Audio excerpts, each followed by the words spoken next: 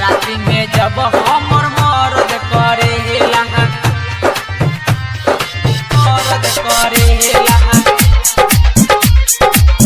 रात्रि में जब हमर मरद म्यूजिक डायरेक्टर विकास राज गोपालपुर। मरद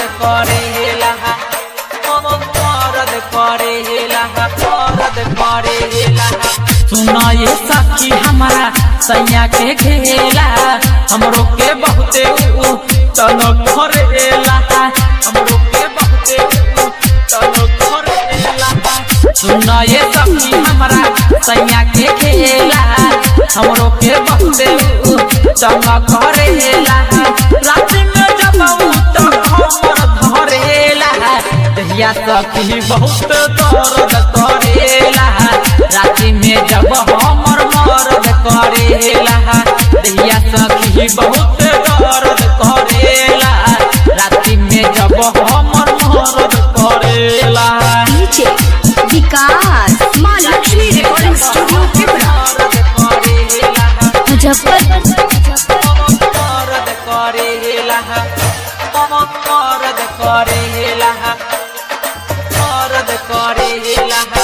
एको न छनी हमके छोरे नहीं भाता रहा रोज पढ़ावतावे सखी उहु खाता रहा खूबे निकाले जवानी के जाता रहा लेवेला मजा बंद करके उठाता वहाँ कपत लगे कप पीछे धरेला दहिया सखी बहुत दर्द करेला।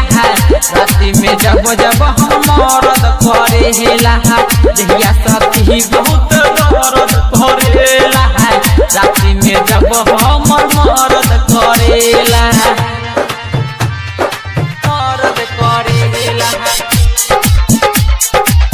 रात्रि में जब हमर मरद करेला म्यूजिक डायरेक्टर विकास राज गोपालपुर।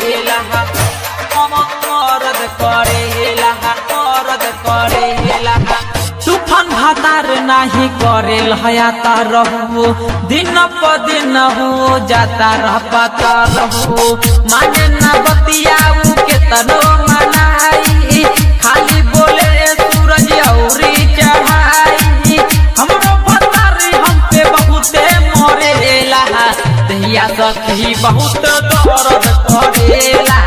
रात्रि में जब जब हम मरद करेला दहिया सखी बहुत दर्द करेला।